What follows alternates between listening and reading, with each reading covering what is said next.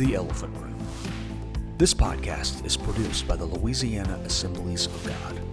Our vision is to encourage and equip leaders to do what God is calling you to do where He is calling you to do it. The goal of each session of the Elephant Room is to have an open and honest conversation around the issues that are affecting leadership today. Issues that are often neglected, hidden, or ignored. Issues that the church, in many cases, have deemed too controversial to talk about. Here now to lead today's discussion is our Elephant Room host, Scott Holmes.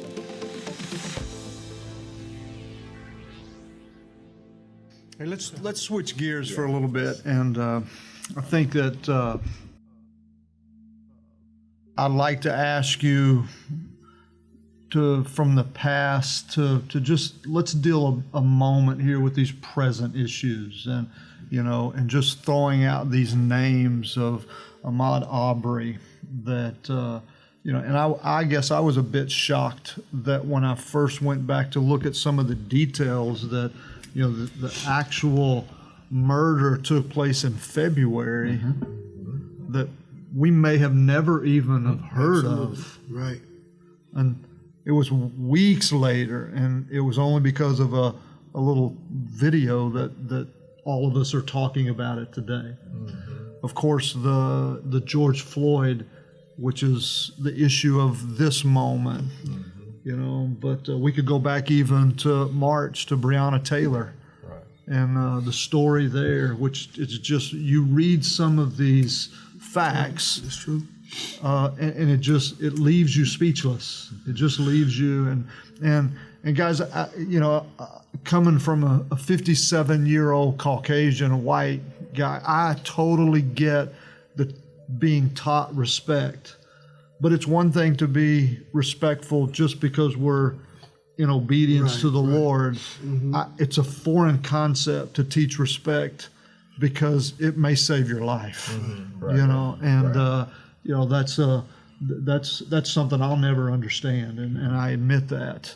Could you say that again? Because I feel like the people hearing I'm sorry, Pastor Scott. I asked if you could say that again because I feel like the people listening, as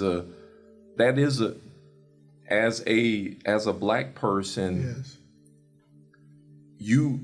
When you're raised, that's like a part of your upraising package, because children have to be taught that for the very reason of safety and longevity.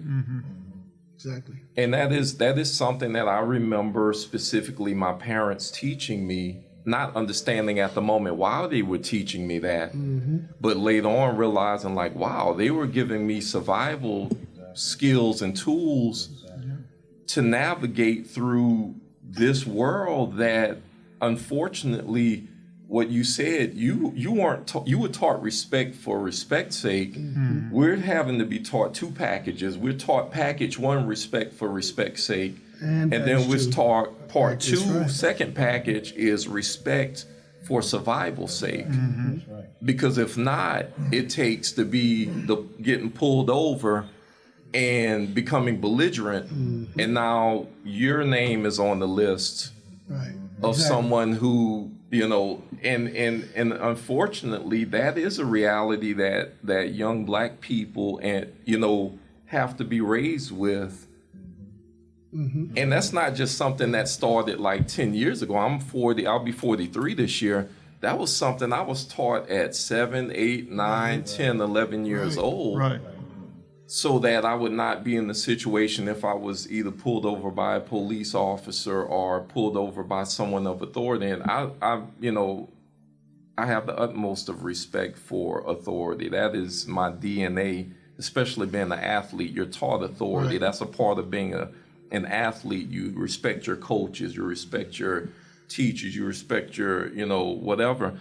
But that is something that we're taught that a lot of people don't know. And I think when you said that, I really wanted to highlight that because that's a reality. That you're not just taught respect, but you're having to be taught respect for safety and for your physical well-being. I think Pastor, if we could go back to your statement about, the systemic issues, and I know you addressed that. But Pastor John, as you were making that statement, just this thought to me is there's a difference in teaching a biblical principle for the sake of success, as opposed to teaching a principle for the sake of survival. Yes. That's true. And I think that's the systemic. If we could come back to that, even our churches, we want to teach, all of our folks, That's right. of every ethnicity, of every age, man, we're wanting to teach you biblical principle, which is love and honor and respect. But we're teaching you this because it's God's plan for blessing in your life. Yes. But if we're having to teach those same basic principles we want kids to survive, boy, that's a systemic issue right there, and it comes back to that. So, that's a powerful moment, of understanding, especially, growing up in a white environment, and I'm not just talking for me, but for all of our folks that are tuning in as well. It's a totally different mindset that if we don't have these kinds of conversations, we don't realize the difference. We don't understand where that. Yeah. Because we all look at it, and again, from a white perspective, we might try to just excuse it away without realizing the seriousness of that. And I think my personal experience, and I'm only speaking from my personal experience, is that is exactly what happens. From a white perspective, as I live, I'm 53 now, so I know a little bit more than what I knew at 30. And I've been a part of many committees and many activities geared towards race relations and geared towards tearing down divides and all of those things. Is part of the reason why I got in the Assemblies of God 21 years ago was because of that reason. I wanted to be a part of the solution in terms of breaking down. It would have been easier for me to stay Church of God in Christ. It would have been easier for me to do that. But in terms of how I wanted to engage people in terms of salvation and reaching people for the kingdom, I wanted it to be from an honest, pure spot, for everybody. But the truth of the matter is, when you're a part of these different things, that they don't. I say they as a group of people. A lot of times we talk about what we want to do to get things, to make things better, what have you, but we really don't, because it's going to involve us having to do something or change ourselves. And that is what I see in my world that I live in, is that you have all of these different pastor groups and different kind of groups to try to address these issues, but at the end of the day, they'll be forced to, for instance, okay, let's get rid of the flag. Let's get rid of anything that's causing us problems. Let's just get rid of it. It doesn't matter. Let's just change the name to something else, right? But that never gets done because we don't really want to change, and that's the reality. And then we cover it with respect, and from the respect from that angle, because we know that we're supposed to respect our elders and we don't respect authority, different things like that. But it's different for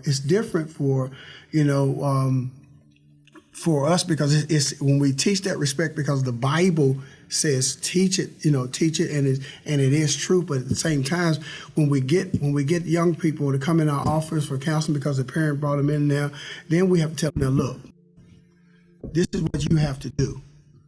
And this goes beyond you. This goes beyond you, doing it for, hey, listen, we love you, we want to see you, and here's what you have to do.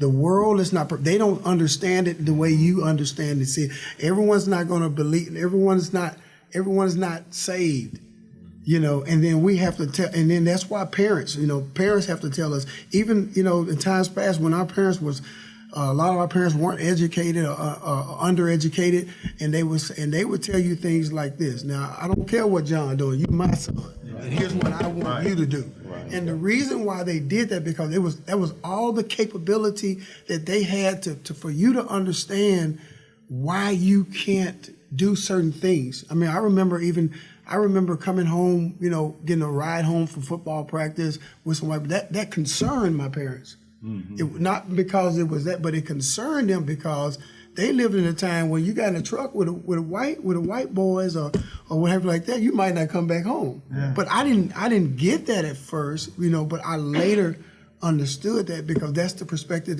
that some people, you know, that some people have come from. And like most African Americans, most minorities deal with that. Now there are some that don't, but most do. And it's a reality. It's a small percentage. You know, you're talking about 13% of the population, but you're talking about 80, 90% of prison populations, all of these things because of what happens to them, you know, 8 years old, 10 years old, different things like that. So, I mean, what you said, I was glad he paused you on that because that's very, very powerful. And I don't think it's because people are just that white America or white people in general are just mean or something like that. Something, you know, I don't think they understand that there is two levels of respect that you have to teach, you know, for, you know, in a black home or in a black church or in a black community. And we know what's right. And it's very difficult for us as pastors or police officers that are African American, what have you, who understand this, and they're trying to balance both sides of the house. Wow, that's good. Good. Go ahead. Yeah, just great perspective, and even with these questions that you presented, these individuals that you presented, Pastor Scott. One of the things that as I've been processing this, most of you may have heard about a scenario that happened actually the same day as the George Floyd incident. Was a lady by the name of Amy Cooper that was in Central Park. Yes. And if you're not familiar with that story, Amy Cooper, she was out with her dog.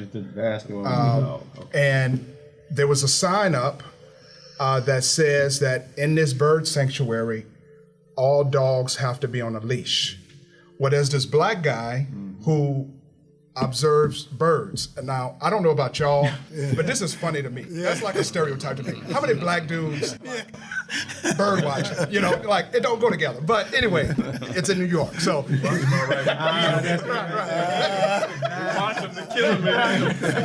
profiling. I'm profiling. But you know what? That's a legitimate profile because that shows how far away from a threat the guy was. If you're a bird watcher, there's no thug in you, there's no danger in you. There's, I mean, Right. Nerd. I mean, yeah, we can it's real. It's exactly. Thank you, John. Thank you, Pastor John. Right, you're with me. So, and not only does, and his last name happened to be Cooper too, and so he is so accustomed to being in this area that he keeps dog treats on him, you know, because he said, you know, this is a place, I guess that's his sanctuary. He's saying, look, this is a place where I come, I don't want anybody messing it up. So Amy Cooper comes and she is in this area and he says, ma'am, excuse me. He said, this sign is showing that, you know, you need to put your dog on a leash. Well, she gets belligerent and irate. And she starts to she could not believe that this black guy would tell her to put her dog on a leash. Well, as a result of that, she said, I am going to call the police and I am going to tell them that a black guy is attacking me. And he said, well, you do what you do, I'm gonna do what I do. Well, he starts to record the incident. Well, she is on the phone and she is just screaming and she's yelling. She's saying he's attacking me. In that process, he pull out his pocket, pull out his dog treats. Well, the dog is coming toward him. Well, she is coming toward him, which, by the way, you never go towards somebody that you feel threatened by. Right. You know, and so she hollers and she screams. Well, they have all of this on footage. Well, it comes to a point, and as I'm reflecting and as I'm thinking on that, one of the things that starts to occur to me that Amy makes this statement that I am going to call the police and tell them I'm being attacked by a black guy. What she was in essence saying, what I'm about to do is you're going to know the consequences of your actions because I'm superior. Right. The system is designed to protect me Exactly. and to convict you. Exactly. And so as a result of that, by you even communicating to me was of the utmost disrespect to me because you don't never speak to me, I speak to you. Wow. And so in that statement, it brought this moment to where we see when we talk about systemic racism, this is a picture perfect example of the system that is going to accommodate that type of behavior. And one of the things that happened, as you think about it, a federal offense is that if you pull an alarm system in any public facility, you go into prison. Well, now, prior to this, you can make a false accusation and nothing never happens to you. Well, now you're going to have to start revisiting laws to say, are we going to put this on the same level because of the fact that recently we've been watching America's Got Talent with the guy Archie Williams, where he gets 37 years in prison for an accusation that he raped a young white girl 37 years ago. And he just was exonerated. 37 years. 37 years of this man's life has been taken because of the systemic racism that exists, because it's in the mind, it's saying this system works for me and it works against you. Well, she was doing what she's always done, and that's what it was. Like a lot of time when they think about racism, they go directly to the white man. Yes. But it's not always been that. It's what the white woman has said a lot of times that have caused a lot of murders, a lot of different things like that has been going on. But that's part of a problem. That's part of a system because they're being taught that that's what you do when you see a black man or you see a threat or anything from that different things like that. Yes. So that is something that was you're not going to believe that if the police is called on that situation and there's not a video of that, you're not going to believe him. I don't care if he's the biggest nerd in New York. You're not going to believe that because it had to be this way. But that comes out of what has always been. And exactly, Pastor, and as you say that has always been the system. Right. That's always been the case. And how many individuals are in prison today Murdered because of a false accusation? Yeah. Wow. And if it wasn't for a video that was being leaked, which leads into our next discussion of Ahmaud Arbery, George Floyd, and Breonna Taylor, only footage was a reason of these scenarios. So Wow. You know, Pastor Scott, let me say something here. Just a thought hit me, and I know it's not the case in every situation, but in so many situations, it's like if I'm arrested, the burden is going to be to prove that I'm guilty. yes. If you're arrested, the burden is going to be to prove your innocence. That's exactly it's powerful. You know what? See, another thing that, just to piggyback on what you were saying earlier, if you pay attention, generally, if a white person wants to commit a crime and stage it, what do they say? They always blame someone black. They always do that. A black man took my car. So, you know, like the lady who murdered her 2 kids, and she pushed her car into the lake. Yeah. She said she was hijacked by a black man. Right. You see, and that's the thing that's been going on. Matter of fact, there's a historical situation that took place, made into a movie, Redwood. You see, Redwood. Yeah. And it was because a white girl said I was raped. And she's fooling around. Right. Okay, but she said I was raped by a black man. Burned the whole town down because of it. That's right. But one thing is that, yeah. See, Pastor, I'm not supposed to know as much as you know. I'm not supposed to go as far in school and, around the world and just, I'm not supposed to do all that. See? I'm supposed to remain just a little bit above a slave. And I say a little bit above a slave because slavery been outlawed, okay? So you are, put in a place where people think that you're not supposed to achieve. If you say, well, I want to be a doctor when I grow up, you can't be no doctor. You don't have that kind of sense. You ain't been around no doctors. How you want to be a doctor? See, that's the mentality that people have, is that we are always, I don't care what level of life, you reach in this world, they are always going to feel that we can't reach them. Until you prove it. Until you prove it. And then that's Benjamin when. Carson did it. Dr. Benjamin Yeah. Carson. Oh yeah. Yeah. Well, here's Right. Sullivan. I love what you brought out here, is that today, without a cell phone, Right. we wouldn't be sitting around. Now, the acts would have still happened. We can't change what have happened.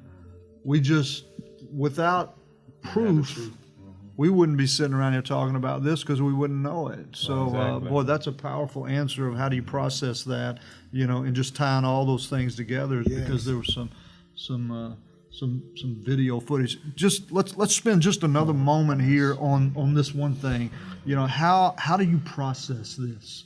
How do you tell your kids to process this? I know some of you have smaller children that this may not be outside of their world, but for those of you with some teenagers, and I know you have some boys. Yes. How do you help them process that? Even in this scenario, with the George Floyd situation that occurred, just in that moment when you seeing that officer, obviously, there's a lot of different speculations that take place that, of course, he puts him in the car. Some reports are saying they took him out of the police vehicle, and at one point, all four of the police officers really were physically engaged with him at some point when obviously he was not a threat or was not a resistant arrest. And the thing that really, struck me during that time was at one point when the officer put his knee on Floyd's neck, and you saw that Floyd really kind of moved. The officer put his hands on the vehicle, on the police car, and repositioned himself and reestablished his knee on his neck. And in one scenario, it looks like he either had his hands in his pocket or on his hips, which he was not in any way experiencing or feeling threatened. And as I began to process that, I'm looking at this, and it's an obvious situation that this officer is saying. He's being recorded. You hear people in the background saying, you're going to kill him. Why don't you get off of him? I saw no emotion on his part at all. And I also, I recognized that this officer really felt in his heart that whatever the repercussions was going to be from this situation, that he will not be convicted. He knew, I felt like he knew in his heart that I will not face any significant sentence or any significant justice will come to this, because the laws are designed and catered towards to protect me. And as I began to think about that, I had this conversation with my kids. I have four, and I began to tell them just this scenario because, obviously, law enforcement, one of my best friends who passed away a few years ago, you talk about just integrity, character, a godly man, and there always are all these officers throughout every force, there's always going to be individuals who protect and serve. But obviously those that don't, they can't get a pass. And so I'm telling my boys this, and I had to begin to explain to them of if when you start driving and you get pulled over by an officer, you're going to have to say, officer, I'm going to comply with whatever commands that you give me. I'm just going to leave my hands on the steering wheel where you can see them. Right. And I felt so, why does a 10-year-old, a 13-year-old, I have to have this type of conversation at this time? And it really struck me because in a similar format to this, I heard a very prominent pastor who's well known all over America, and he was discussing this, and he said, when my son was pulled over when he was a kid, probably doing something, he said, as a Caucasian, as a white pastor, a white man, he said, I had no fear whatsoever that anything would happen to him. He said, they called me on the phone. He said, I never feared for his life. And he said, I know that that's not the case right now as a result to African Americans. And so it really struck me for someone to have that type of conversation. And for me to share that with my kids, it just really, really bothered me, because it's like we live in 2020 and we still having to have these type of conversations. Well, even all three of my children are driving. Of course, we want to make sure that their car is as basic and as simple as possible, so it doesn't bring or draw any attention. Even when it comes to tinted windows, they're going to be legal or just barely under that, because we want to make sure that, hey, you're putting yourself in a position that if you do get pulled over, so you put your registration insurance in this part, so it's easily accessible and you know what you're reaching for if that were to ever happen. Right. Now, but thankfully neither of them have ever been pulled over, but it's still a topical conversation. Yeah. And I think it's important, because I know my kids, I know that they're not going to be out, unruly, causing ruckus, because we've trained them in that way. And even to the fact of, hey, we want them to have their own vehicles, especially when they went off to college, because you got to be conscious of who you're riding with. Right. Sometimes you're guilty by association. So I think all of those things are lessons that can be taught at home. Unfortunately, a lot of African American kids are not getting those lessons. Why? Because of fatherlessness. Now, I look at my position as a coach, and I always say that I'm God's agent disguised as a basketball coach. So I get kids from all walks of life. Mm-hmm. The same lessons that I teach my children are the same lessons. It doesn't matter what background they come from. I told Coach, we have one from a kid from New Orleans, grew up in the project, and probably one of the most mannerable kids you can be around. But he still had some tendencies. And in a predominantly, as you call them, a P-Dub, predominantly white university, there's some things that you have to get accustomed to in the recruiting process. You're coming into an organization. I expect organization, but when we talked about sometimes the unwritten rule, here's some guidelines that are before you in terms of the university. But let's go ahead and talk about how you're going to act in this program. Mm-hmm. There are going to be some instances that may come up, whether it's with a professor, if it's with somebody on the campus. Make sure you're not acting too far out of character, right. Because I want to be able to help salvage you and move you forward in this process. So, unfortunately, I wouldn't say unfortunately, but it's things that we have to teach, we have to instruct, and going above and beyond reproach. And I think it's only the right thing to do. I think if I could insert something here, I want to go back, Pastor. I'm drawn back to what you said, because I hear what you say, and again, in many cases, it's like we're speaking different languages,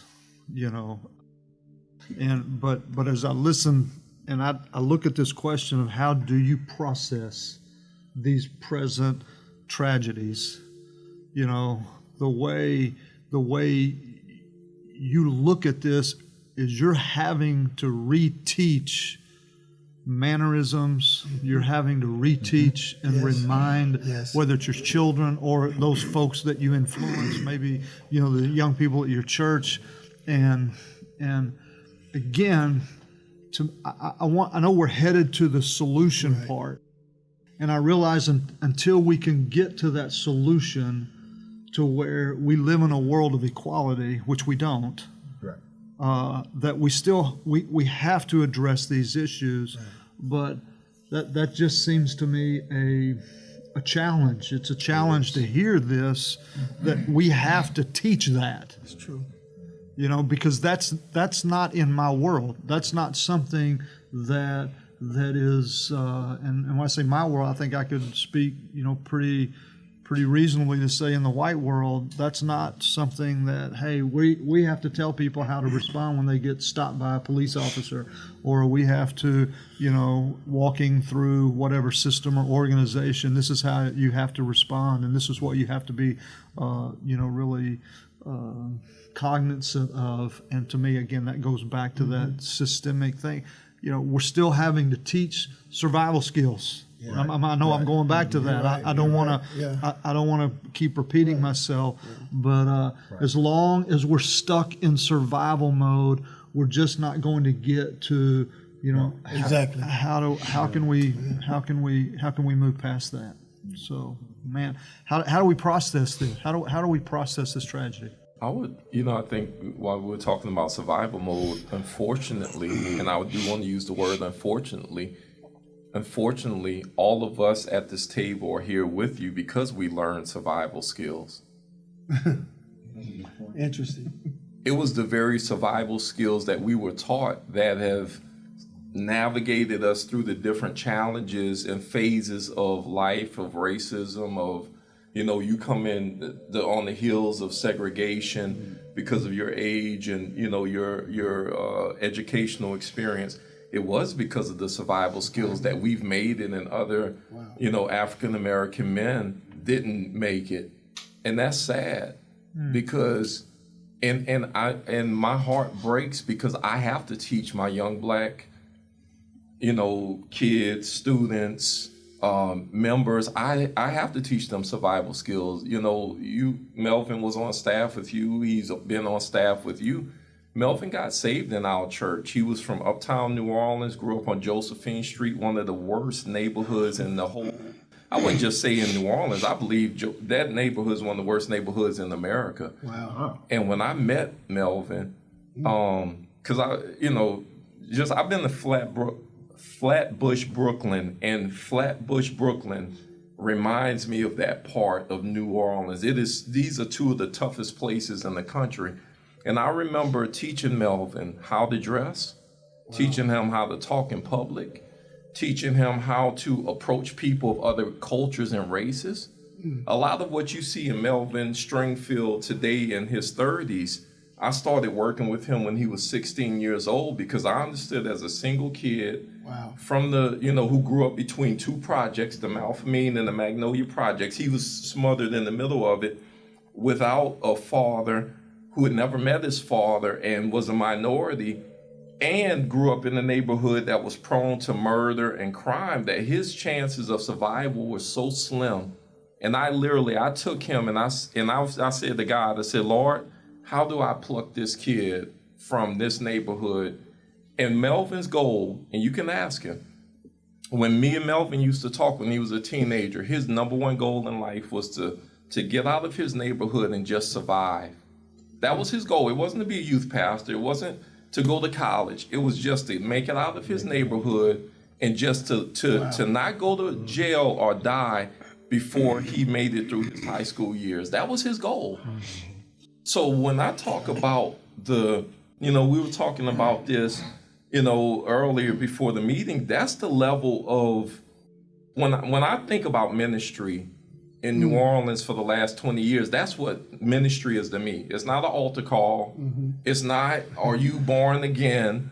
Is how do I keep you alive long enough to have a future? That was the ministry that my wife and I did for years, and it's just been within maybe the last several years that we've transitioned out of that being like the core of our ministry. And that's like, now we have kids that we know you're going to college. But it wasn't always like that. But it was the survival skills.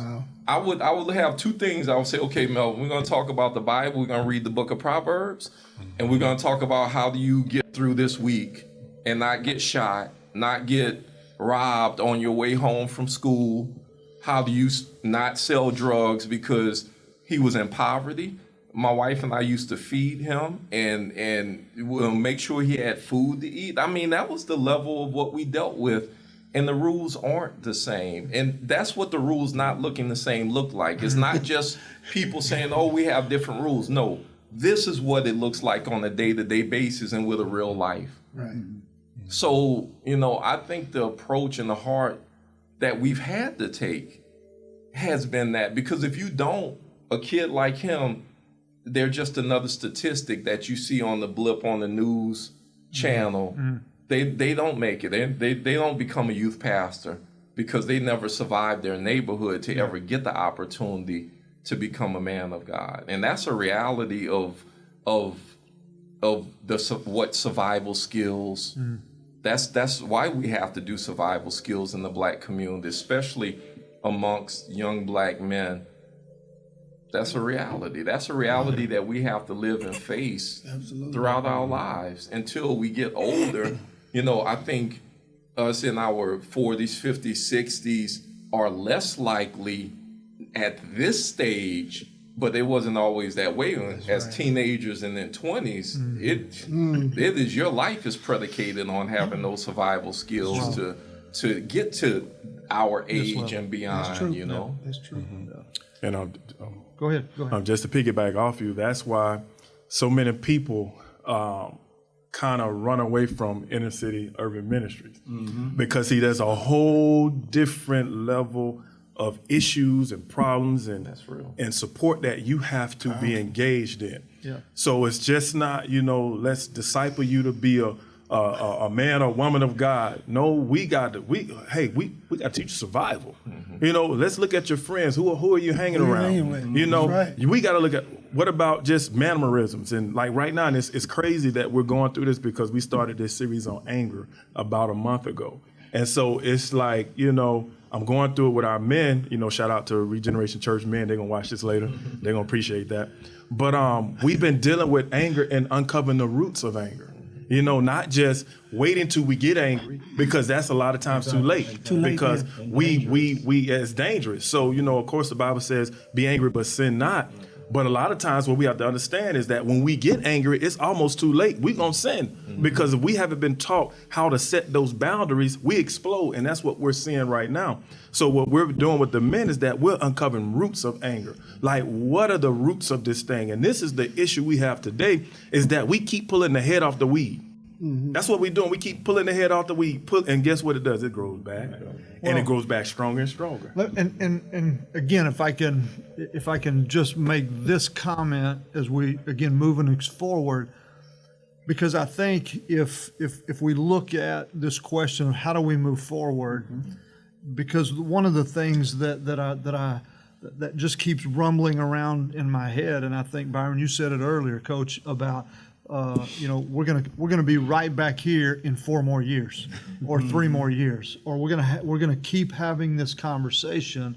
That if the answer to this question number 3 of how we process this, and I hear that, and I'm not in any way trying to disagree with your answers of the fact that. What it is what it's showing me is how we process this is it's bringing us back to having to reteach some principles of survival, how just reteaching, rethinking some of these areas, and as long as we're stuck in that mode, we're going to keep coming back to this moment, because at some point in time somebody's going to let their guard down and we're going to have the same thing happen again.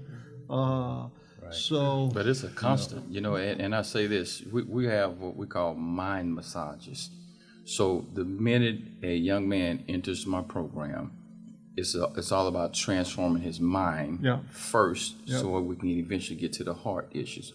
And I feel like when we're transforming the mind, and they start understanding, okay, I can do this, I can survive in this world. See, it's up to me not, as I mentioned, not to teach them a victim mentality, Right. but a victor mentality. How can you overcome? Because you're going to face a trial. Right. Everybody in this room has probably faced some kind of issue.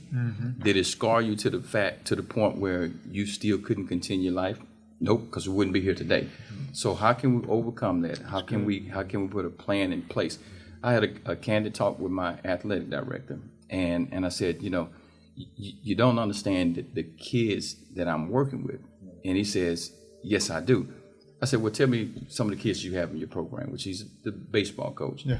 And he says, well, I got this one kid that has, mom is struggling, dad's somewhere around. I said, well, I got 15 of those. But the issues are bigger. You got one that's in the project. You got one that says, hey, mom says, you got to find a way to make it. I have nothing to do with it. Then you have another one who has to be the leader in his home. He's the older brother. Mom, he has a younger brother, has another younger sister, and now she's just had another baby. And you can see the pressure and the weight because financially, he has to get student loans. Some of them have to get student loans to even be a part of the program through Pell monies. So these are young people that are trying to make it. So some of those guys are one step from the good system or one step away from the bad system. How can we redirect that? And I say with the mind massages and putting them in a position where they can be successful. So I feel a 2-year institution, any other community college, some form of formal education that can help them get a leg up in society. Yeah. And can I say something real quick?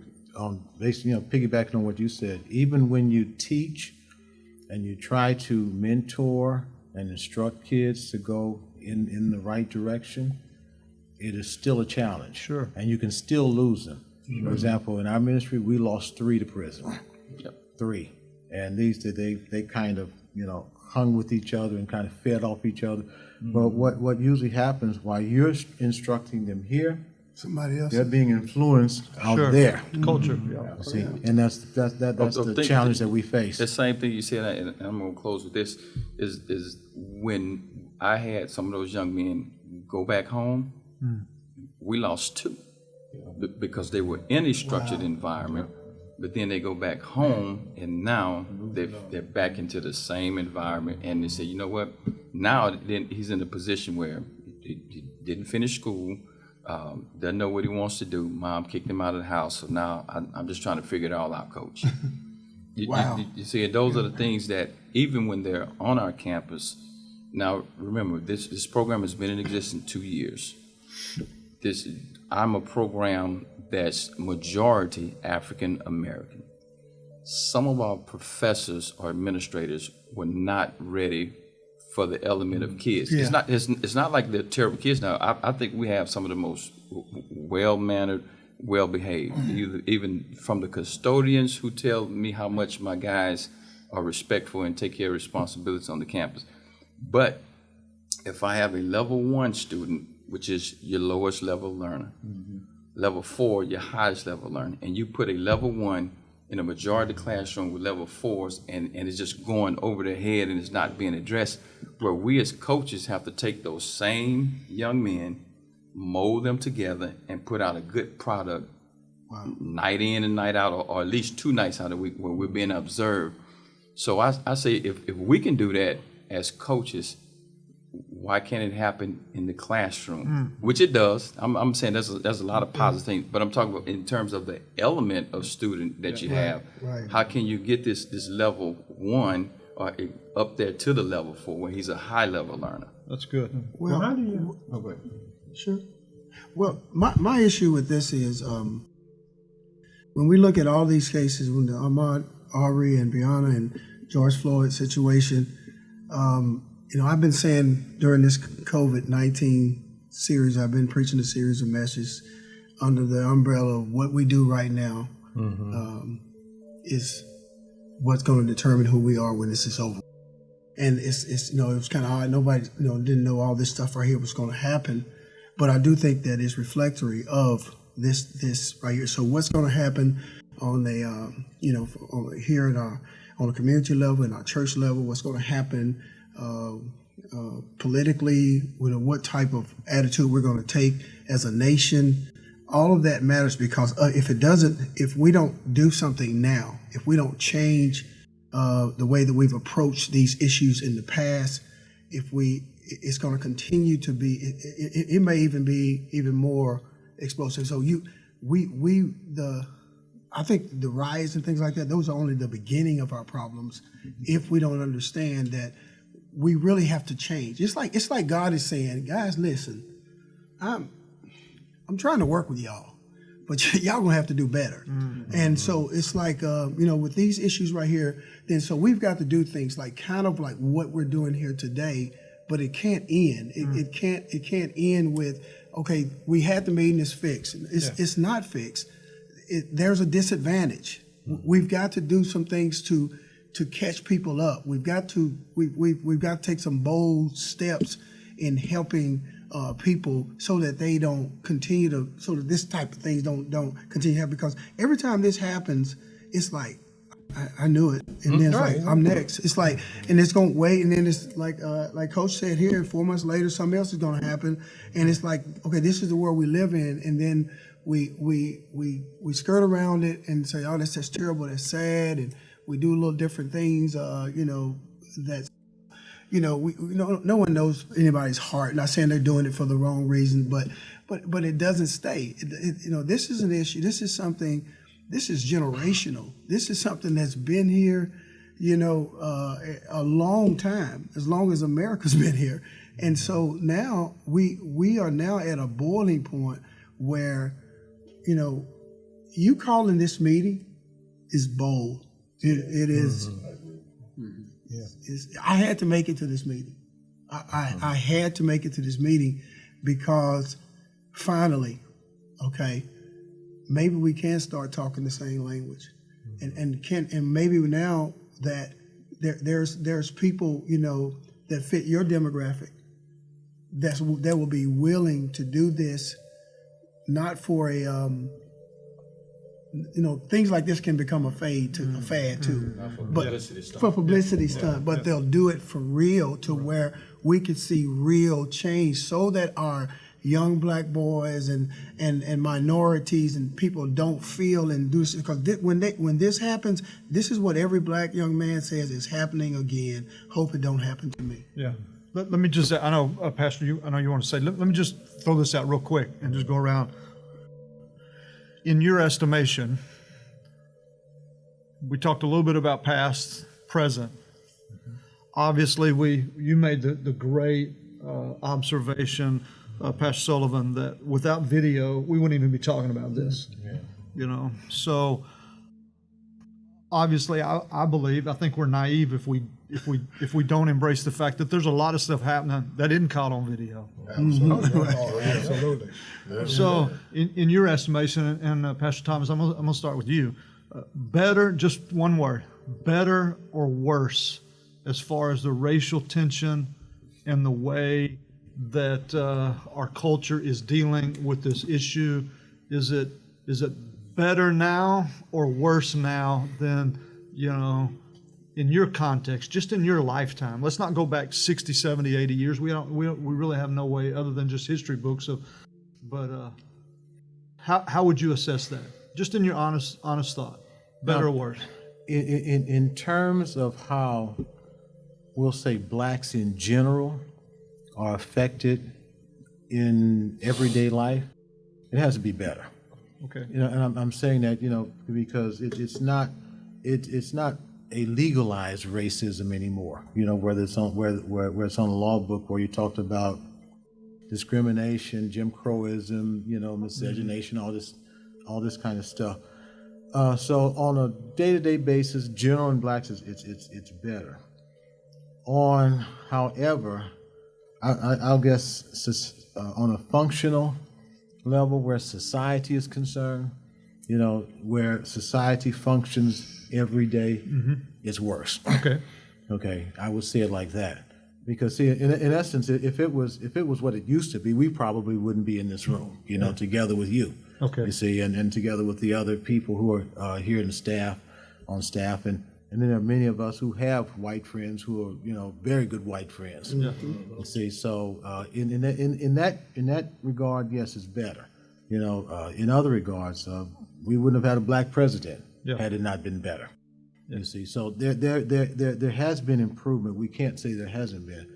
But the problem is, I guess, on these individual levels, when something happened and then because of social media it gets blown perhaps even out of proportion, and then we had this. Right. You see, so if this keeps happening, if one spark creates a forest fire every single time, we're going to have a lot of problems. Okay, now let me throw out a couple of thoughts here because, again, in any case, you can put this principle and apply it to anything. Bad behavior is never acceptable. No, never. We're all in agreement there because that's a biblical principle. Okay, but if we don't have a reaction, will we ever address the issue? That's why I can't condemn the reaction, even if the reaction is wrong. Right. Because without the reaction, it is very simple to just overlook it. Yeah. So I don't want to give legitimacy to the reaction when the reaction's wrong, but at least it's bringing us around the table to talk about it and others as well. I guess this kind of reaction is an inevitability. Yeah. We don't want it to see it to happen. I have different opinions on it. I can probably anger some people with some of my opinions. I enjoy reading your Facebook posts. They're amazing. They're amazing. And I'm not trying to anger anyone because, see, my basis is different. Yeah. My basis is not racist, okay? My basis is biblical. Right. You see, so I answer from that perspective. Sure. And not everybody's going to see that perspective, therefore they're not going to agree with it, and I get that. Right. You see, but again, like I'm saying, I have a few choice words for this reaction only because this is my pet peeve, and it's been my pet peeve ever since, going back to the 60s and, when I got old enough to understand. My problem is that, okay, yes, we have a black man who was brutally murdered by a white man, but then there's too much of that takes place in the black community on a weekly basis. Yeah. And that's my problem. That gets absolutely no reaction at all, and it continues over and over and over. I get fed up with the black on black crime and the black on black murders. I'm just totally fed up with it. Okay, but then when I see, and then everyone understands it, but then when I see this kind of reaction over a killing here, then to me it's disingenuous at this point. Now I understand the anger and the rage. I am black. Sure. I understand the anger and the rage. Yeah. But the problem is I also see that they don't understand the severity of this kind of reaction. Right. It's bad. And I'll end it with this. See, the problem, what they don't realize is that if we keep having these riots and keep having this kind of violent reaction, you're going to end up with something worse. You're going to end up with the police state. Right. It's just a matter of time. You heard the president the other day. Yeah. You see, and I said this before he said what he said. Okay, if the National Guard doesn't do it, we're going to send in the Army. You don't want that. Now we're going to become like some of these oppressive regimes. You see, if we don't do something about it, so we have to get down and educate the people. Protest, yes, I'm all for protests. I'm just not for violence and vandalism. Right. Yeah. Good. Jonathan, again, Pastor, better or worse in your lifetime? What do you think? I have a different outlook on it. I don't think it's better or worse. Okay. I think it's just changed vehicles. It's a scheme. And like the enemy, he's the master deceiver. And so I believe throughout the generations, it's just changed vehicles. But what we're seeing now is just an oppressive system that has always been here. It's just now with social media and you're able to catch things because, even look at it when you go back to George Floyd, all of those police out there with those body cams on, but it was a civilian that got the best tape, the best image. Why is that? Think about all the policemen. There was 4 over there by him, and there was police all around there. But when you saw the body cam, we can't really see what's going on through the body cam. But there's a civilian that got great footage. Why was that civilian's footage better than even the body cam?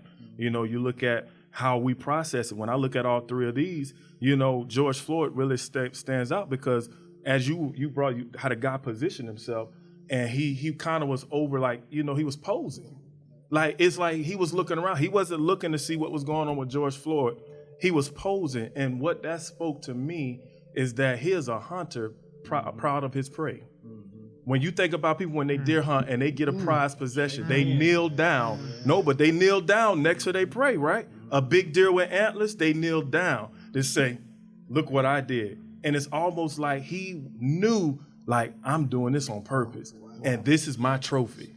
This is my trophy. And I'm speaking 1,000 words to you and you don't realize. So while I'm looking at you in your face, I'm letting you know you can't do anything about it. And I'm going to execute them right in front of you. Wow. I know why. That's good. That's good. I know the answer to that. The body cams were pointing towards the car. Yeah. 3 of them. Yep. Yeah, they were all Right. Towards the car. Yep. And the other guy, he was facing the audience. Yep. So that's why. Yep. better or worse. Better or worse. I would say overall, I would say it's better, due to the fact that, even in my position, 20 years ago, 15 years ago, I wouldn't even be in a staff position where I am today. I wouldn't be in a district official office, as far as holding a district position office as I do today. And so I see the steps that are taken to bring understanding. I see, the steps that are taken to have these type of conversations, because prior to this, one of the things that I often reflect on is most of the time when you deal with the subject of racism, most people will automatically assume that it's the blacks that are pointing to whites and say that you're racist. So that's one element that creates some tension. The other element that creates tension is that if I'm talking to some white individual about racism, automatically what'll come to the mind is that I'm not like that. Mm-hmm. So now, but you're talking in reference to a group of a demographic that you're equating racism with. And so as a result of that, if I'm not like that, now I automatically turn off to what you're about to say, because now I'm going into defense mode. Mm-hmm. And so it creates this barrier. Scripture says they triumphant over him by the blood of the Lamb and by the word of our testimony. Yeah. Well, the triumphant didn't happen. Jesus had already did the triumphant. Yeah. It's our part now as far as the testimony. If I'm listening to what you're saying and engaging, let eyes to see and ears to hear, I begin to gain an understanding. And I'm feeling like now a lot more people are willing to start engaging in that type of conversation. Oh, good. I like that. I like it. Pastor Don, better or worse? I've been trying to sit here and think about it. For me, it is the same. Yeah. It's not better and it's not worse. It is It is what it is. I think it's just a repeat of what always has been, and it's just taking on a different format. I think that even largely all of the problems that we discuss as a result to racism, we get into some of the other issues that were mentioned. We talk about drugs, we talk about poverty, we can talk about black on black crime, things like that. And all of those are, in my estimation, a result of racism, because measures are taken by people that are black to survive, and it's another form of survival. And they get in those things, and it brings the mess that we see. We see, and like you said, by time sin takes us to a place we don't intend to go. Nobody, that does crack cocaine, probably nobody wants to do that, and they know they shouldn't be doing it. And you get to a place where you can't come out of, or even the ones that's selling it, or even the ones and the murders that take place. All those are a result of what's happening that made that happen. It's because racism. People are oppressed. They feel like their neck black people feel like they identify with George Floyd because they feel like that's what's happening to me. Yeah. He's got their neck on me, and I'm having to do this to make it. Or if I get out of prison, I've got to go do this to make a living because I can't do it at McDonald's or what have you. Mm-hmm. So to me, just to me, from my perspective and what I see and what I deal with every day, as a community leader and a pastor in my area, it is exactly the same. Same. Okay. Pastor Frank. I think it's better because of my own personal experience. Now, if I look at the whole scheme of things, I would say it's either no better or worse. But I have to look at my own personal experience. Now, when we were living in Bastrop, when my wife and I first started out, we started out as home missions. And so our original goal was to go to Bastrop and plant a church. But it wasn't necessarily in God's plan, and so God had told us years ago that we were coming back to Monroe. And things kind of worked out in a way in Bastrop that enabled us to come back to Monroe. But we had the hardest time trying to get settled in Monroe because none of the churches here, they wouldn't give us a dime, so we had to borrow money to move from Bastrop to Monroe. And the thing is, I could have got bitter, and said these folks, they really don't want our help or anything. But I chose to take the high road. And a few years later, matter of fact, one night, I never told you this. One night I went to his church. And when I walked in the door, because they had built a new sanctuary and, all kind of construction. And so when I walked in his church, the first thing I heard was the voice of the Lord. He said, this is what I want you to do. So he was telling us, I want you to build a church. And some years earlier, the district, because we were going to buy a church building and put it on some land. Well, that didn't work out. And so, but the district bought the land for us. And when God spoke to me about building the church, he wanted us to put the church on that land. That's why we could never put anything else on it. And those same churches that, wouldn't give me a dime, they all got together and gave us $40,000. So you see, how can I see things worse? Yeah. Coach, better or worse? I would say better. And I firmly believe that because, one, you always have to check your sources. I believe mainstream media plants it in our minds that this is how life is going to always be. They're always doing this to you. This is always happening to you. You may have seen it, but I don't think the world has seen it. When there's a black man crying on in a news interview and asking, why are you doing this to my neighborhood? You're enlisting 14-year-old kids to throw bricks through windows to harass cops, all planned and orchestrated.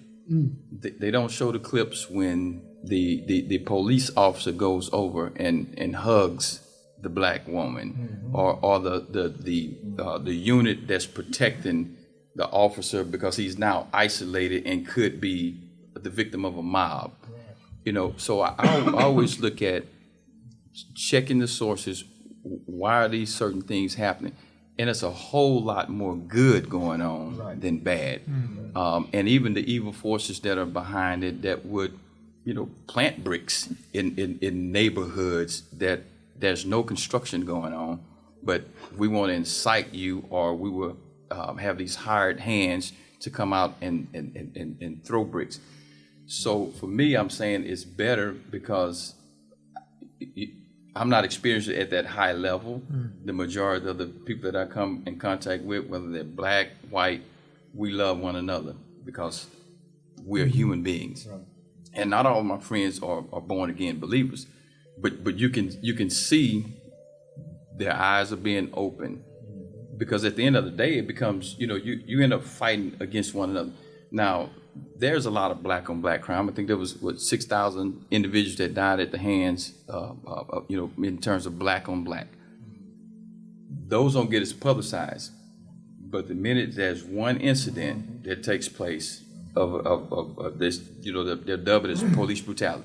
I'm recruiting kids from overseas as well. So I have to send a statement to them to say, hey, I know that there's a lot going on here in our country in terms of what you see. But know that that's not the majority of it. There are a lot of good law enforcement. There are a lot of good people who are doing a lot of good things in this world. So and their response back was, we understand, we know how this thing operates. And I think if the majority of, I would say our people, and I'm talking about Black individuals, would and there are some who are doing it, but would educate themselves, would know that the violence is not going to be the solution, because I have to look at both sides. But if it comes to rioting, if it comes to loss of lives, if you're losing more money because you can't open your business, that creates even more frustration. So why do it? That's good. It's because that's what they want you to do. That's good. That's good. Pastor John? Oh, Jesus, wow. I think it's better and worse. When you sent us the message to have this meeting, I mean, it was immediate. I don't have to pray about this. This is done. Let's go. When can we meet? Just the opportunity I have with my brothers, and then you orchestrating this, that's better. Because that means that we're acknowledging and saying that we have a broken country, we have a broken system, we have a broken way that we perceive life and relationships. And the fact that we're doing this means that we're trying to do something about it. So that's huge. That means that it's better, it's worse, because in my heart, I feel like just as you have a group of people that's moving towards a solution, I believe those who are against it are going to be just as brazen to continue to create the problems and perpetuate the wicked and evil agendas. And I'm not talking about any particular race. I'm talking about just wicked people who are choosing to do wicked things. And I feel like even the brazen attitude, and I don't even want to take this out of the scope of us living in the last days, because these are also last day realities before Christ returns. And I think we're fighting two battles. We're fighting the battle of racism, but we're also fighting a battle of spiritual forces in the heavenly places that would want to keep division, because as long as there's division, it can hinder what Christ wants to do in the earth. But we also know that the promise is that God's agenda will prevail, but we have to fight for his agenda, and that does now move into the area of race and racism. And that's the reason why we have to do this, and not stop here, but say, okay, from here, what are our action steps to continue to break down the satanic agenda of division through the form of racism? So I think it's better and worse, because you have two forces that will collide. And I'm not talking about racial forces, but spiritual forces that's using racism as a tool and a means to That's good. Really good. to do what it's doing. So Great. That's great. All these are incredible answers. Hey, I have one that I just want to. Thank you for tuning in to our discussion today. We would love to hear from you. You can send your questions, comments, or thoughts on future topics to elephantroom@laaog.org. We look forward to joining you again soon in the Elephant Room.